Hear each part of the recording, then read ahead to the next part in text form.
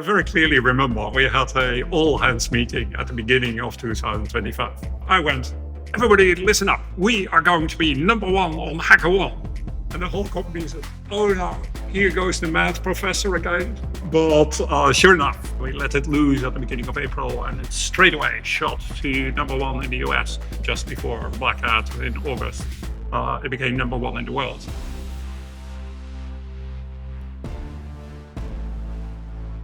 Very special episode today. I've got two of the most legendary builders with me, Oege and Ron.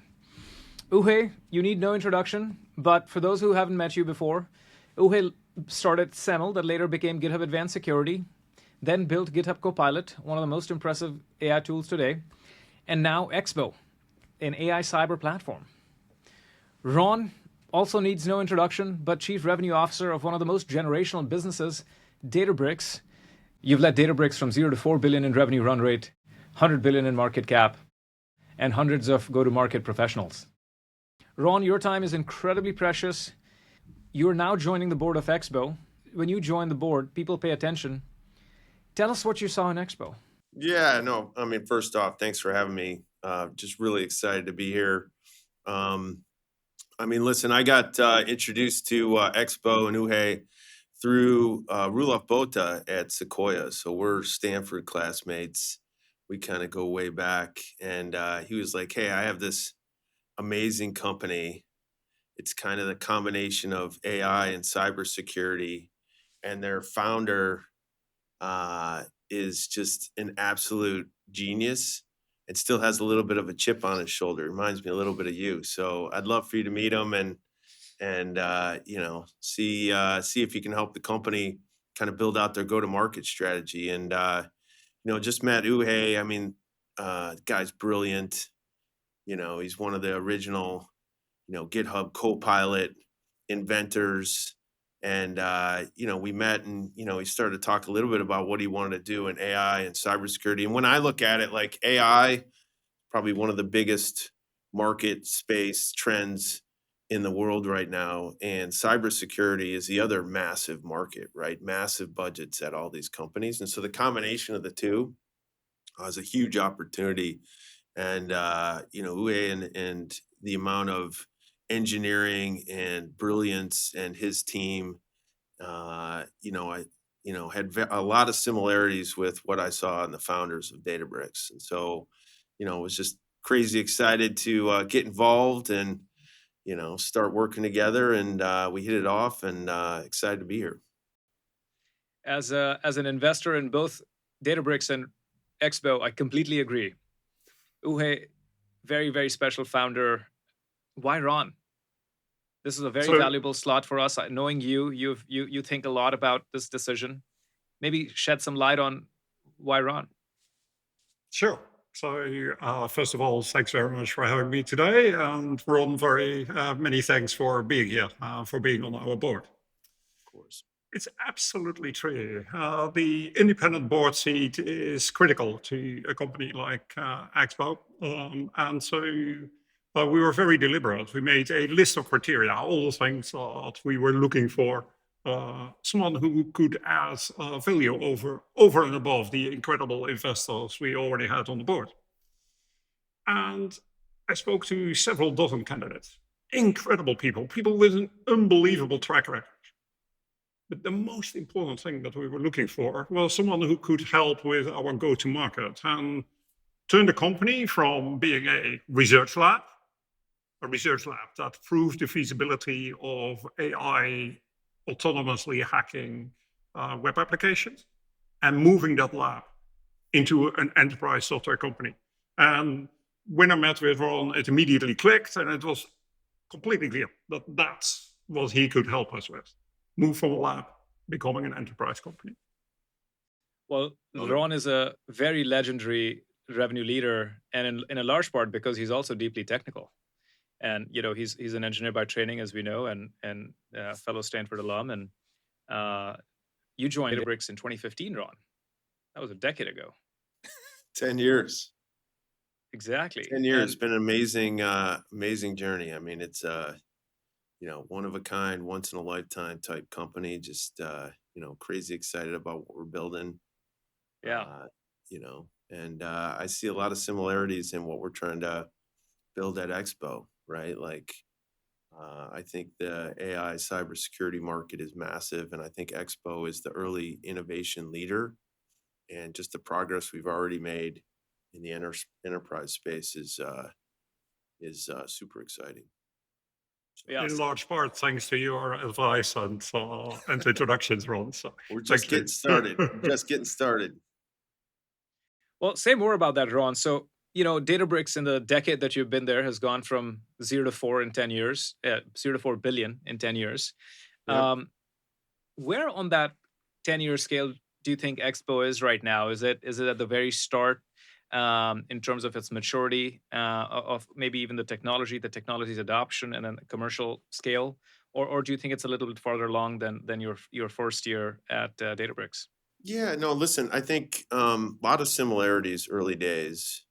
One of the things that I'm really excited about with Expo is I think we're going even faster, right? So early days of Databricks, we sold a lot to call it the Silicon Valley type companies. We were early in tech, very technology forward. Basically we started with, doing Spark for,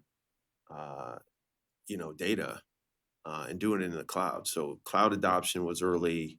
A lot of those things were early. But it took off really fast. I think Expo has a lot of tailwinds behind it. I mean, one, AI is getting more widely adopted in every single large company and within the enterprises. Cloud is widely adopted everywhere. And then cybersecurity is just a massive threat for these companies, right? The budgets are in the billions of dollars. And honestly, like AI will transform this industry. Like every single, hacker or evildoer is going to use AI and agents to try to get into the largest enterprise. You've already seen it in Europe. They've shut down major retailers. It happens. It's in the press all the time. And these are literally billions of dollars of impact to these businesses.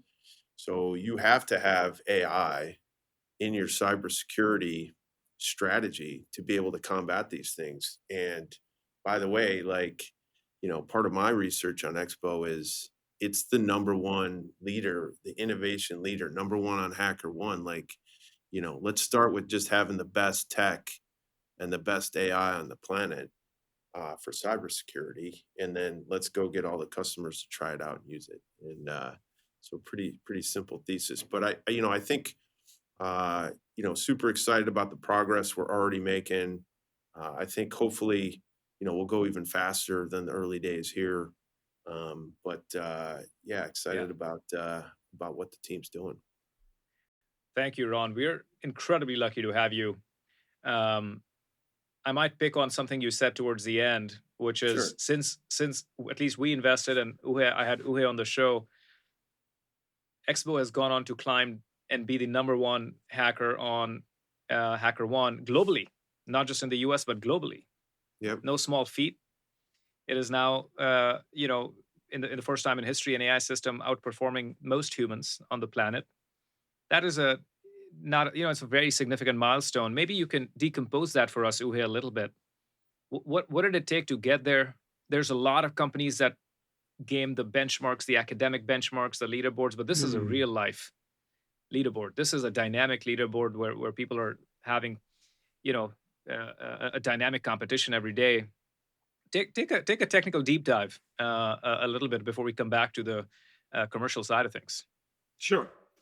So most human beings, they learn hacking by solving so-called capture the flag challenges. So these are exercises meant to train people in different hacking techniques. So that's where we started. We first developed a system against famous sets of CTF challenges from companies like Portswigger, Pentester Lab. I was very surprised that already after a couple of months, the AI was doing as well as the very most experienced human beings. So clearly we needed something harder, and we went out into open source, harvested thousands of open source web applications, tried the system out on those. And the advantage of open source applications is that you can hit them like there is no tomorrow. So we set them up on our own infrastructure and had the AI attack them hundreds of times. And that actually helped us find lots of vulnerabilities, but also it gave opportunities for making the system better. If it took 500 attempts to find a vulnerability, then next time, if the system gets better, it should be able to do it in just 10 attempts or just 5 attempts. And so by the end of exactly a year ago, by the end of 2024, it was pretty good at that. And I very clearly remember we had an all-hands meeting at the beginning of 2025. I went, everybody listen up. We are going to be #1 on HackerOne. And the whole company said, oh no, here goes the math professor again. But sure enough, so it took a while to set everything up, and then we let it loose at the beginning of April, and it straight away shot to #1 in the US. And then, as you said, later on, just before Black Hat in August, it became #1 in the world. I think it's very important to test a system like this on live production applications. No gaming of benchmarks, no evals. That may be in the training set. This is really original work done by the AI. Huge. You have, there's a lot of narrative this year, a lot of FUD. MIT put out this report that 95% of the agents don't work. The AI deployments aren't really working. How is that in your field, and maybe both your fields? Have you? What is the nature of AI agents? I mean, you are maybe in the 5% where the agents are working for a very, very critical part of the industry.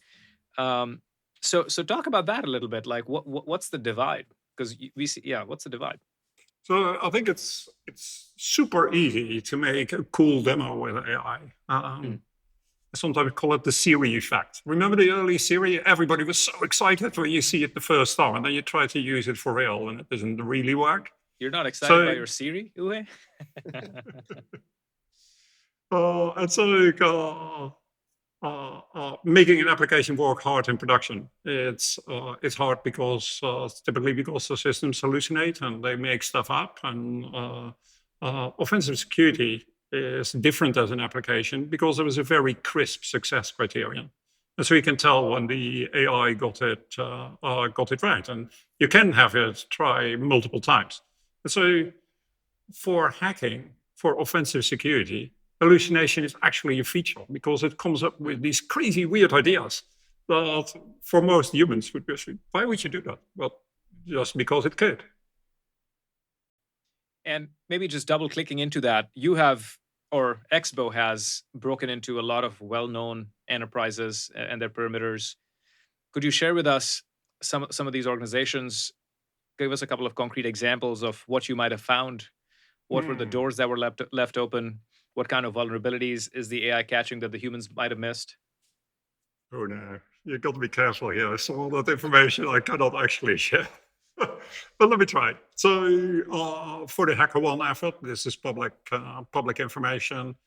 We had reports accepted by the likes of Palo Alto Networks, Palantir, Wells Fargo, Netflix, GitLab, Figma, Sony, Hilton, Uber, Booking.com, Airbnb, Hyatt, Toyota, and so forth. Wow. So the important thing to note there is that these are companies that are actually well secured.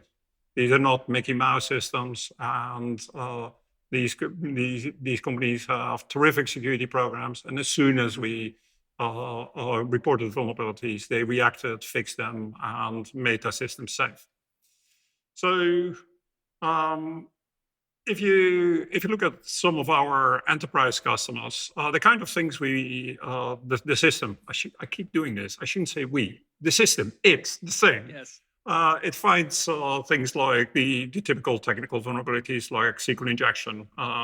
Just a couple of weeks ago, it found a really serious SQL injection at a major retail organization, which would have affected all their entire online presence everywhere.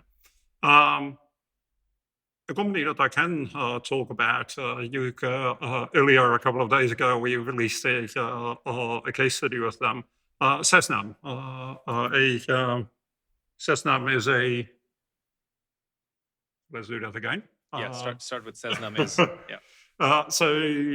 Cessnam is a Czech IT company running lots of different services. Um, and even in the first pilot, it found a vulnerability that required scrutiny of a lot of code. And a task like that would be so time-consuming that most humans wouldn't be able to do it in less than hundreds of hours. And so the Cessna team really feels that XBOW is an extension of their security team. It enables them to run far more pen tests than they used to do before. In a completely different field, at a equipment manufacturer in the US, our AI attacked the system and exploited the vulnerability in an open source component that allowed it to download the password file from the server, but in a very ingenious way. By sending a sequence of images, so it tricked the server to encode the password file into images, and then send back the images to the attack machine and stick them back together again to reconstruct the password file. More recently, we've been adding support for business logic vulnerabilities. We first worked on that with a design partner, which was testing a recruiting app. And in a recruiting app, you can sort of imagine that every type of user has different type of access. There's regular applicants, but there's also recruiters, there's administrators, there's people who give references on our clients. And the AI was able to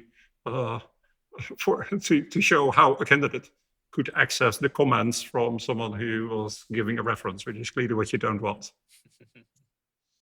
Wow, well, those are very deep and somewhat unexpected examples. Thank you for sharing those.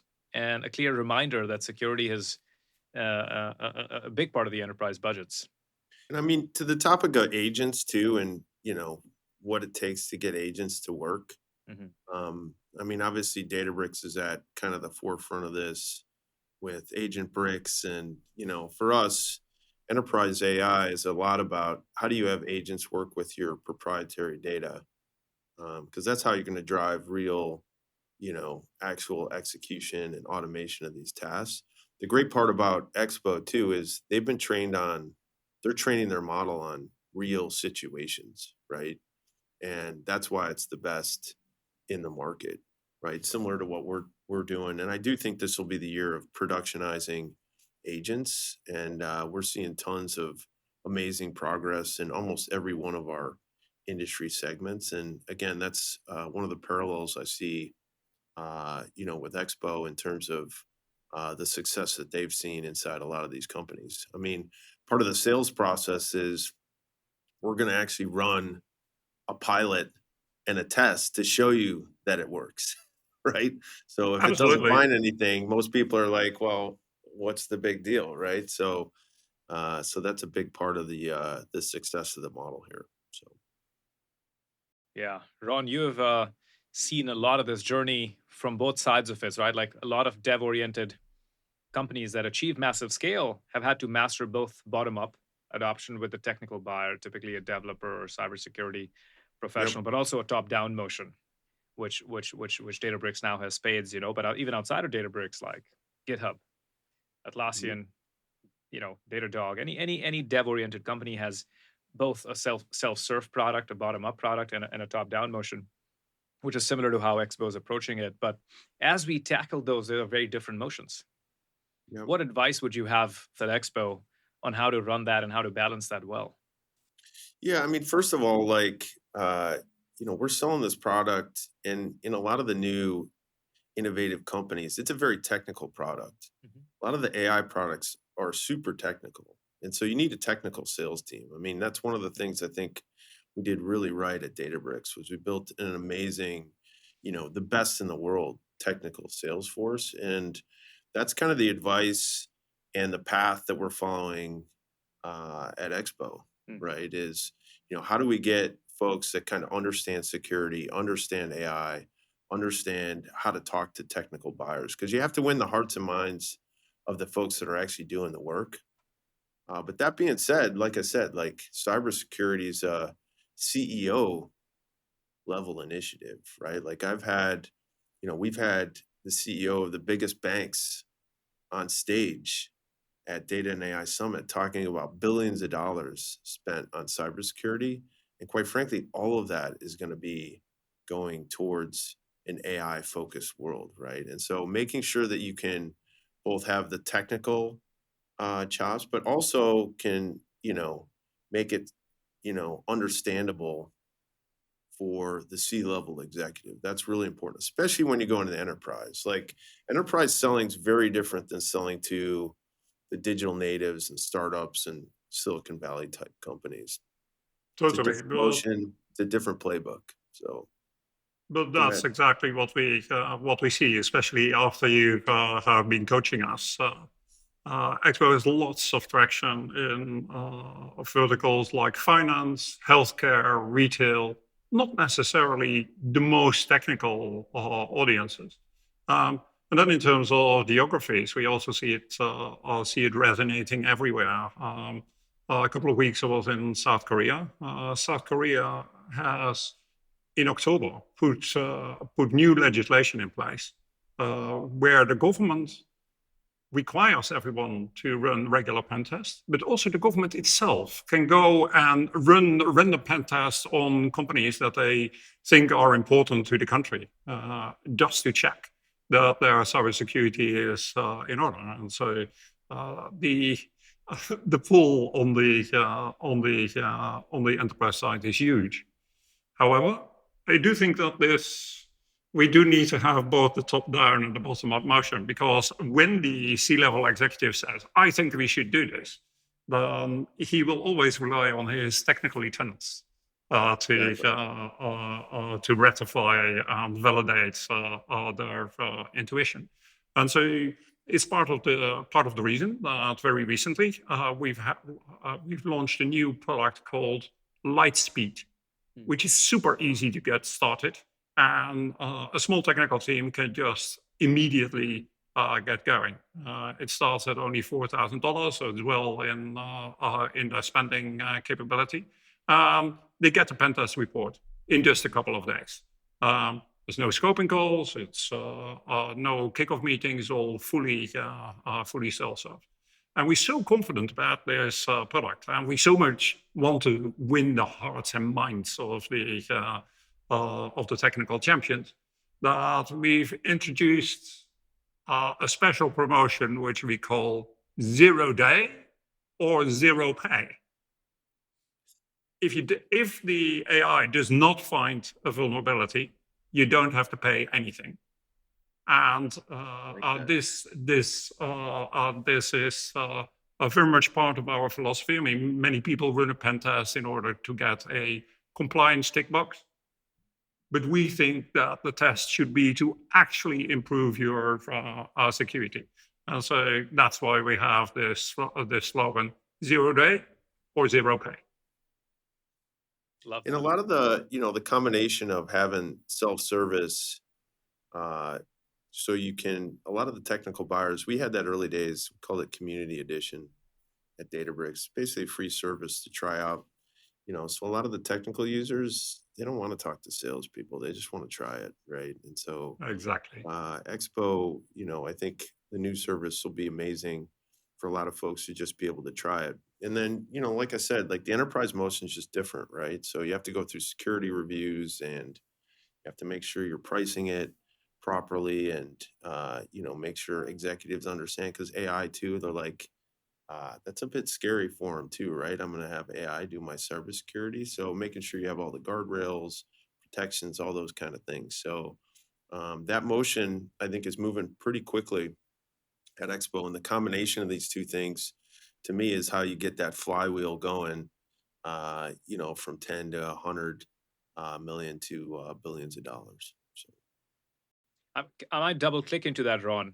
There's a lot of cool technical products that developers love, but they never become real companies. Yep. And Databricks is the exact opposite of that.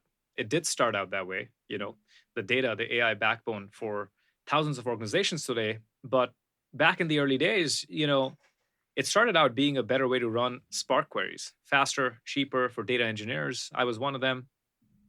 Now it's literally the backbone of organizations, how they run. It's used as a SIM, it's used as a data analytics layer or recommendation engine. I mean, the whole gamut of things people want to do. And both highly technical teams with technical products, but also non-technical teams with non-technical products. XBOW today seen as a very advanced way to do a part of the cybersecurity portfolio, which is penetration testing, red teaming, and a product roadmap ahead. But maybe we pause here, asking for a friend. How does a company go from being a cool tech for technical folks to being a mission critical infrastructure? What does that journey look like? How do we bridge the bottom up and the top down?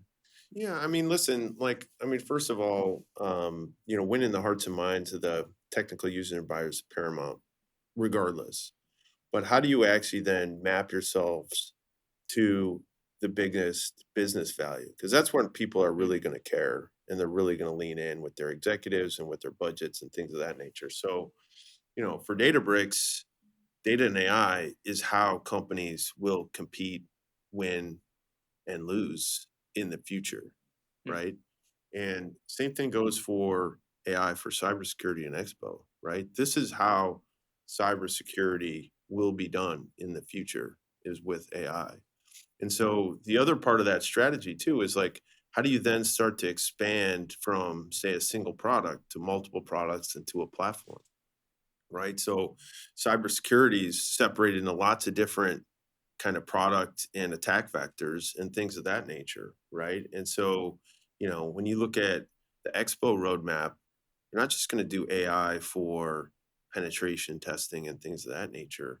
Like, how do you automate fixing those vulnerabilities? How do you become the center of the universe for AI for cybersecurity? That's what we did at Databricks for data and AI, right? For all these big enterprises. And so, again, I think there's crazy in terms of the customer base, crazy amount of, amazing digital native companies that use Databricks, but most of our revenue comes from enterprises, right? And so how you get these new tech into enterprises is really how you make this billions and billions of dollars of revenue, right? And so, that's got to be a multi-pronged strategy, both on the product side as well as the go-to-market.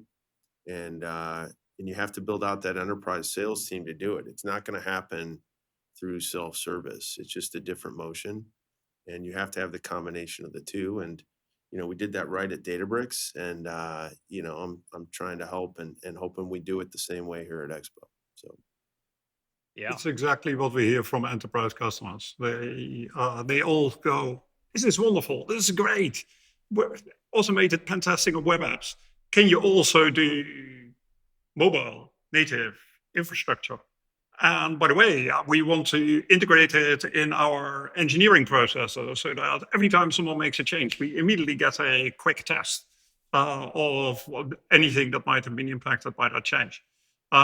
And then people want more defensive products, also AI-enabled.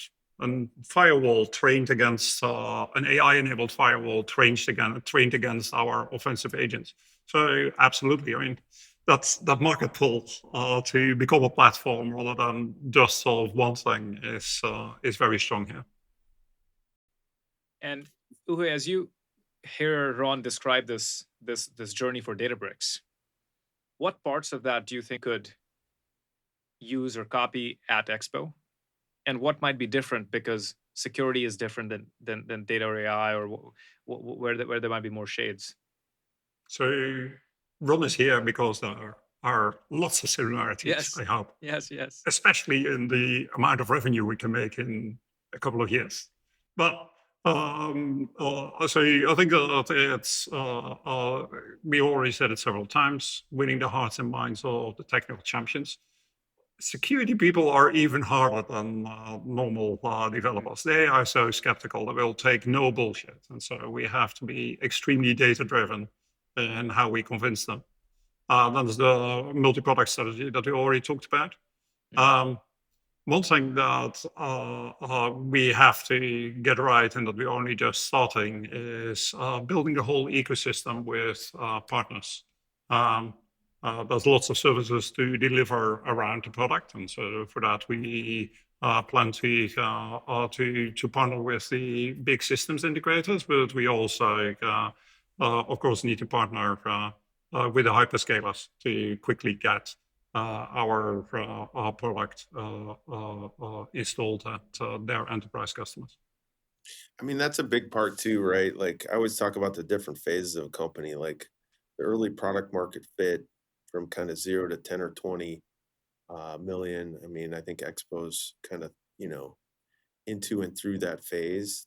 The 100 million is how do you become and create a repeatable playbook by our sales folks. And then how do you get to billions? You need the partner ecosystem, right? And so I think Expo has amazing opportunities with the big hyperscalers.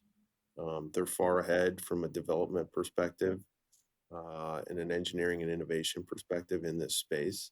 And so, that's one of the things Databricks got really right in the early days with our partnerships with Microsoft and AWS and a bunch of the big SIs. And I think the same opportunity is here for Expo, and they're all over it. So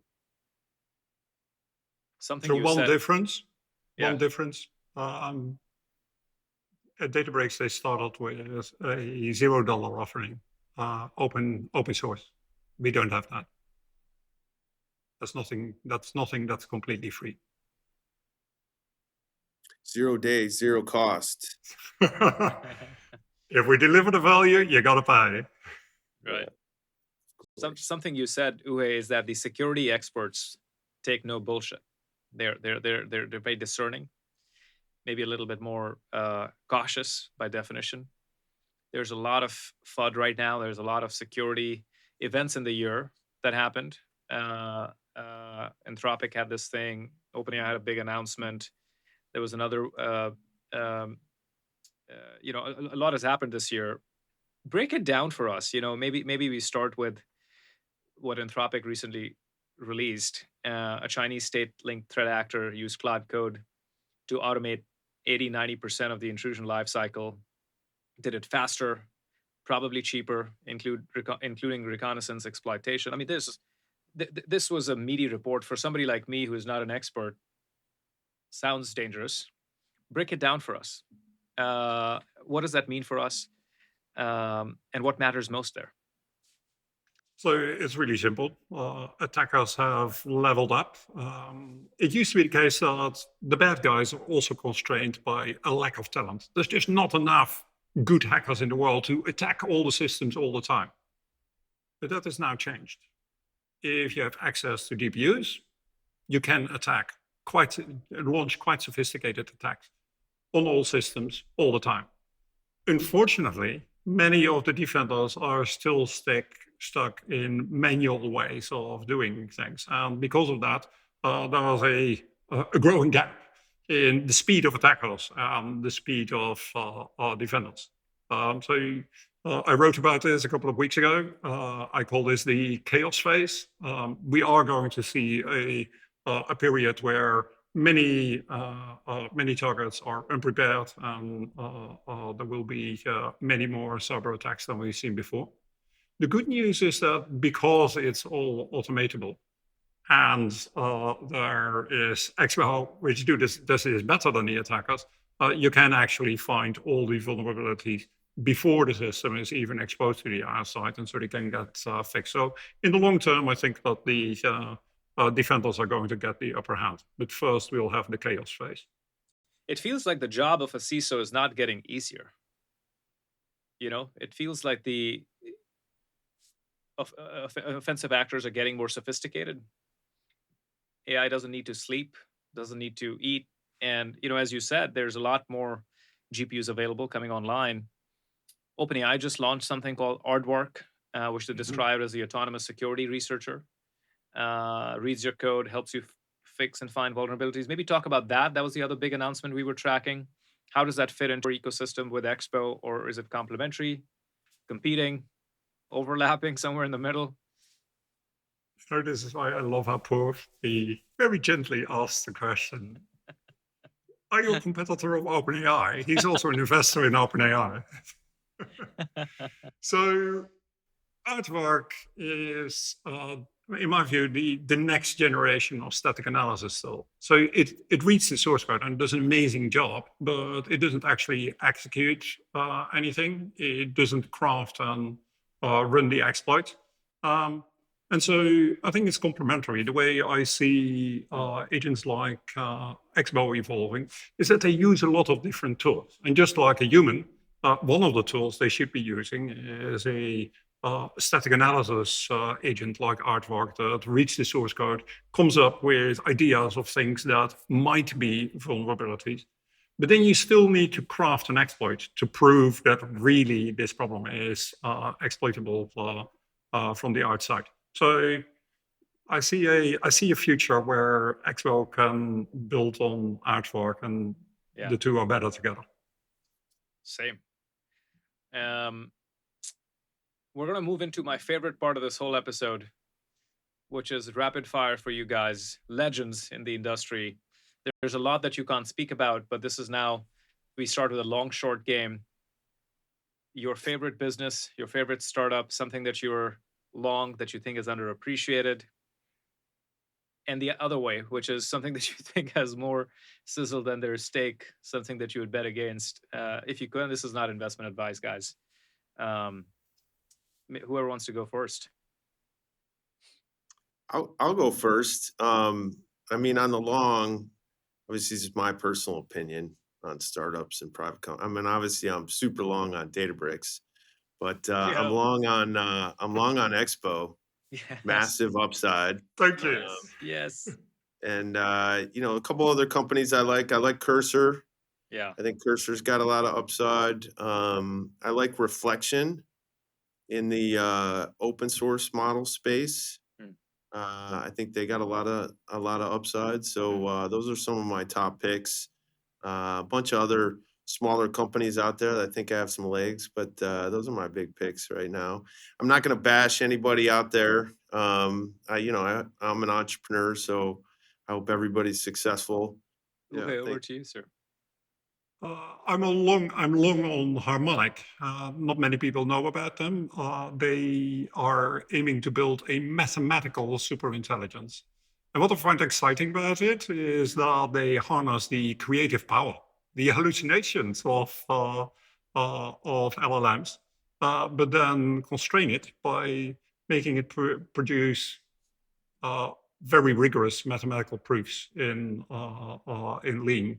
And so I think that that's a terrific direction. I mean, it's interesting from a mathematical point of view, but it's also a way in which we'll see much more reliable AI-based systems emerge. And it will have lots of applications in provably correct hardware, for example.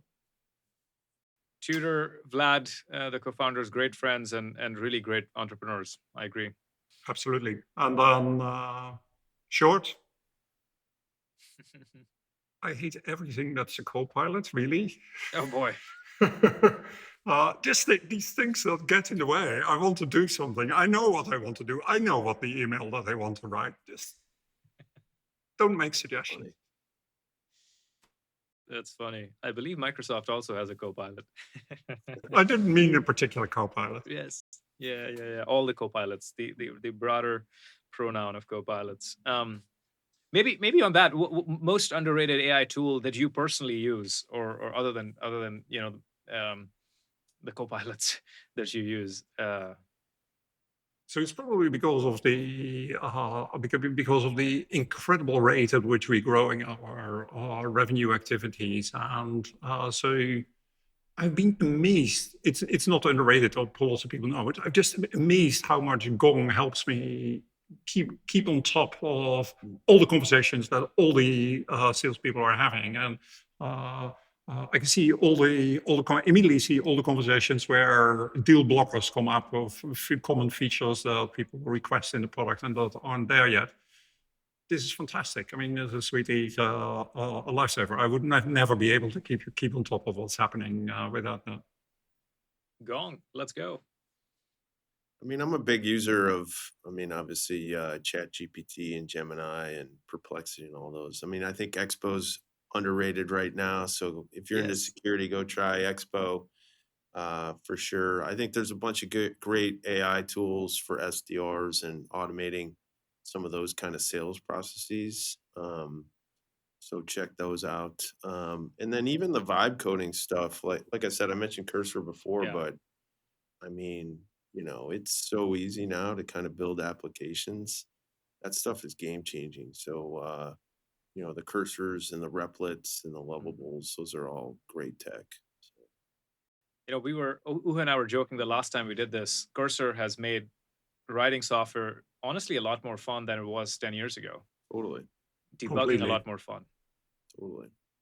So that's a big one for sure. We've had the Chat GPT moment as you shared, Ron, and Chat GPT has captured the fascination of really billions of people across the planet. Lots of talk about agents this year. Hopefully more of that next year. What do you think is the big wave or the big unlock based on everything that you guys might know that is yet to come with this very powerful technology that we have? Yeah, I mean, maybe I'll go first and then Uwe can finish up. But I mean, I do think this is the year of how you can productionize agents on your data. I mean, that's what we're trying to accomplish with Databricks. And I see real production use cases already, even in the toughest industries, regulated industries, retail. Like, I was meeting with a retailer and we built an agent that can check on, food shrinkage and adjust promotion pricing and all that kind of stuff. Like, again, I think agents will be game changing. I think it'll be how do you apply it to your proprietary data? And then obviously, I think that goes even further in the security space with Expo. And I think, watch out for Expo because if you're doing cybersecurity and you're spending hundreds of millions or billions of dollars, it's all going to be AI, and Expo is the best at that. So I think it should explode this year. Completely agree. Thank you, Ron.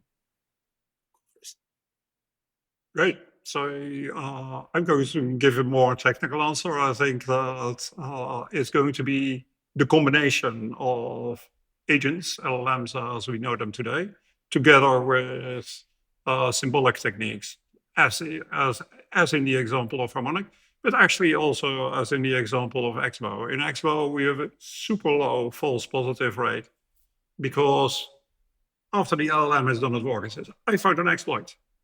A validator comes in and it checks that really that is reproducible and it's worthy of showing to the human operator. I think that paradigm of having the LLMs with a verification technology together is what's going to enable the most powerful agent applications. Fascinating. Well, it's going to be a bright future. Excited.